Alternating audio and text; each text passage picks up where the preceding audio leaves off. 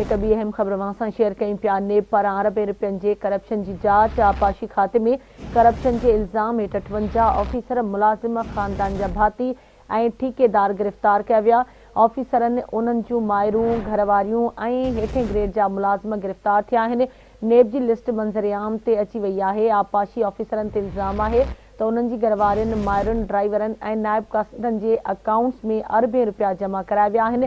Chief engineer Munawar Ali Bozdar, chief engineer वकार कादरी, इमरान शेख खे गिरफ़्तार कयो वियो आहे। हिकु भेरो ॿीहर अव्हांखे आगाह कयूं पिया। नेब पारां अरबें रुपयनि जी करप्शन जी जांच में आपाशी खाते में करप्शन जे इल्ज़ाम हेठि 58 ऑफिसर, मुलाज़िम, ख़ानदान जा भाती ऐं ठेकेदार गिरफ़्तार किया विया आहिनि। ऑफिसरनि, उन्हनि जूं माइरूं, घरवारियूं ऐं हेठें ग्रेड जा मुलाज़िम बि गिरफ़्तार थिया आहिनि।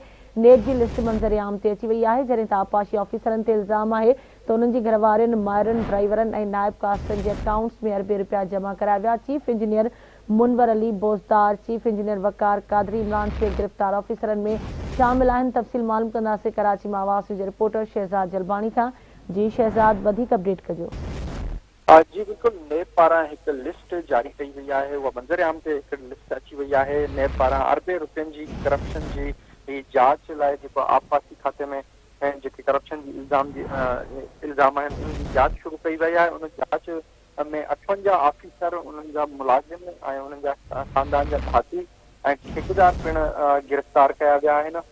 कराची जेके उहे ऑफिसर आहिनि, उन्हनि जूं माइरूं, घरवारियूं ऐं हेठें ग्रेड जा जेके मुलाज़िम आहिनि उहे उन्हनि खे पिणु नेब जेको आहे गिरफ़्तार कयो आहे। उहो लिस्ट में उन्हनि जी तस्वीरूं पिणु जारी कयूं आहिनि। उहे मंज़रिआम ते अची वियूं आहिनि। जेका लिस्ट आहे उहा नेब वारी। आपाशी ऑफिसरनि ते इल्ज़ाम आहे त उन्हनि घरवारियुनि, माइरुनि ऐं ड्राइवरनि ऐं नायब कासिदनि जे अकाउंटनि में अरबें रुपया जेके आहिनि उहे जमा कराया आहिनि। Chief engineer Munawar Ali Bozdar, chief engineer Waqar Ahmed Qadri, Imran Ahmed Sheikh जेके गिरफ़्तार थियलनि में शामिल आहिनि। उनखां अलावा engineer Fahim Soomro, assistant accounts officer Inayatullah Channo, divisional accounts officer Karar Raza Rizvi खे बि गिरफ़्तार कयो वियो आहे। नायब कासिद आसिफ अली ब्रह्माणी, नायब कासिद नज़र अली जतोई, जूनियर क्लार्क मोहम्मद फुरकान ऐं चौकीदार वकार हुसैन सुमरो खे बि गिरफ़्तार कयो वियो आहे।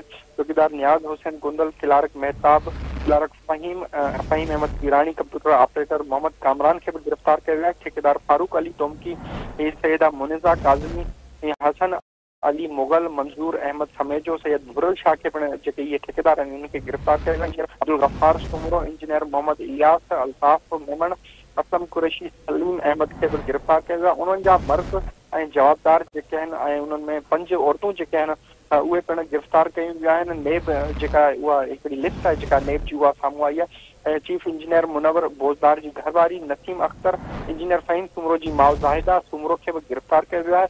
इंजीनियर फ़हीम सुमरो जी पहिरीं घरवारी किरम फ़हीम, उनखां अलावा महविश फ़हीम, असिस्टेंट अकाउंट्स ऑफिसर इनायतुल्लाह चना जी घरवारी अनीला चना खे बि इन इल्ज़ाम में गिरफ़्तार कयो वियो आहे।